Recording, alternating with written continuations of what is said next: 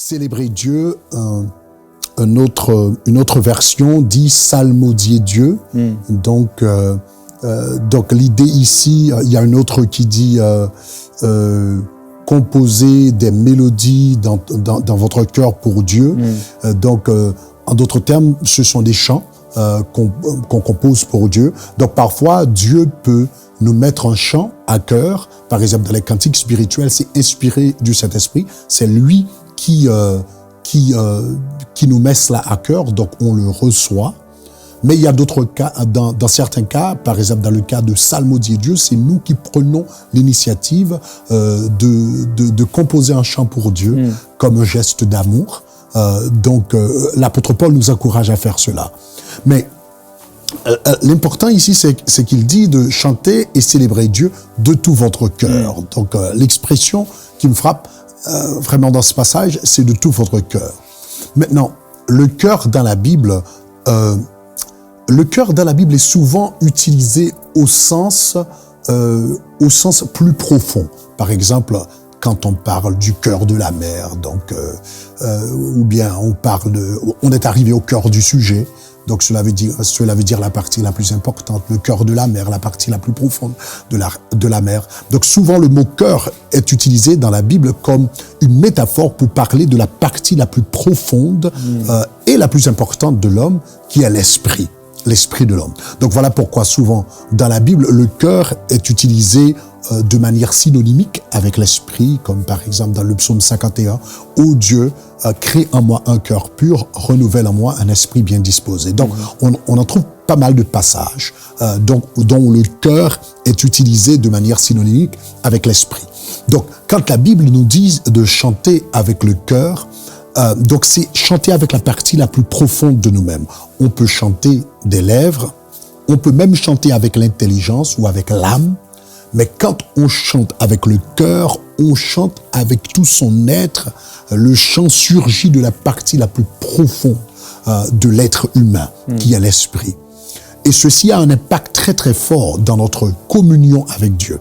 Parce que du moment que nous nous concentrons totalement sur Dieu, l'esprit, l'âme et le corps, du moment que nous nous focalisons sur Dieu, soudainement nous sommes devenus conscients de sa présence. Nous devenons conscients de sa présence autour de nous. Dieu est tout autour de nous, mais il se manifeste lorsque nous nous focalisons sur lui. Nous avons une belle illustration dans le livre de la Genèse. Dans Genèse chapitre 28, la Bible parle de Jacob, qui est parti de Beersheba. Il devait aller à Charan, donc une ville qui s'appelait Charan. Donc il est arrivé dans un lieu et il voulait se reposer. Arrivé au lieu, la Bible dit qu'il prit une pierre, il en fit son chevet et il mit sa tête sur la pierre et il commençait à dormir. Et pendant qu'il dormait, la Bible dit qu'il a vu le ciel s'ouvrir et il a vu une échelle qui était appuyée sur la terre et dont le sommet arrivait au ciel. Et Dieu lui parlait, du haut de l'échelle, le Seigneur les reconfirmait les promesses qu'il avait faites à Abraham. Donc, quand il s'est réveillé le matin, il a dit, mais que ce lieu est redoutable.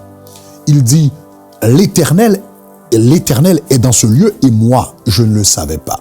Donc, en d'autres termes, quand il était arrivé au lieu, donc c'était un lieu tout à fait ordinaire pour lui, il n'était pas conscient de la présence de Dieu, mais pourtant Dieu était là.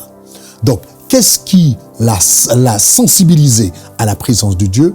Qu'est-ce qui lui a donné cette conscience de la présence de Dieu? C'est parce que la Bible dit qu'il prit une pierre, il en fit son chevet. Maintenant, la pierre dans la Bible, c'est souvent une image de Jésus-Christ, un symbole de Jésus-Christ.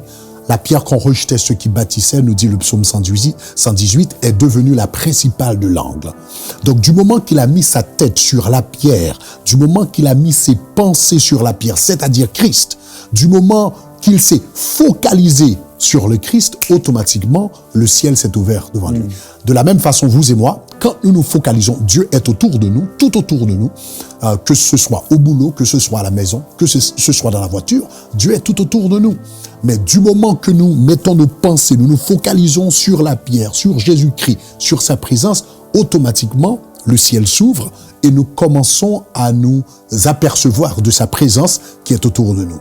Donc, l'un des grands secrets de la plénitude de l'Esprit, c'est chanter et psalmodier Dieu, mais de tout notre cœur, nous concentrer totalement sur le Seigneur. J'aime parfois, moi, généralement, dans la journée, pendant que je travaille, j'aime prendre ce qu'on appelle my Holy Spirit break. Donc, cela veut dire, je prends une pause pour le Saint-Esprit, juste pour penser au Saint-Esprit. Ça peut prendre peut-être 1 minute. Donc, j'ai une alarme et chaque 30 minutes ou 1 heure de temps. Donc, je prends quelques minutes juste pour laisser un peu tout ce que je suis en train de faire et me focaliser sur Dieu pour 1 minute, 2 minutes. Donc, mais me concentrer, mettre toute ma pensée, toutes mes émotions, toutes mes forces sur lui pendant 1 minute. Et soudainement, je me rends compte que Dieu, il est là, il est dans la chambre, il est devant l'ordinateur. Donc, je reprends cette conscience de la présence de Dieu. Parfois, je peux chanter un chant à Dieu, mais très conscient de sa présence.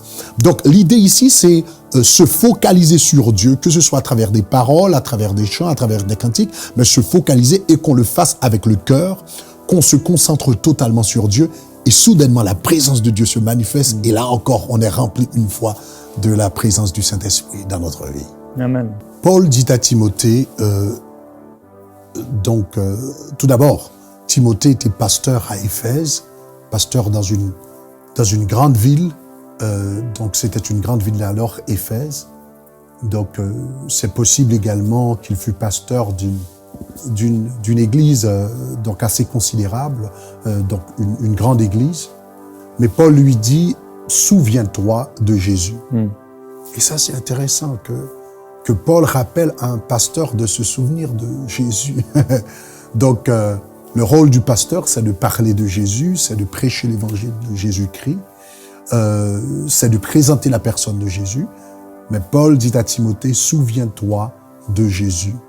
Donc, cela veut dire que parfois, dans le ministère, on peut faire le ministère au nom de Jésus-Christ et oublier la personne de Jésus. Et je ressens dans mon cœur, il y a un pasteur qui est en train de me regarder, donc qui est très impliqué dans le ministère, mais ça fait longtemps que tu ne ressens plus la présence de Jésus-Christ dans ta vie. Tu prêches Jésus, tu prêches la parole, tu es très occupé dans le ministère, mais ça fait longtemps que tu as perdu cette présence. Et Dieu veut restaurer cette présence dans ta vie aujourd'hui.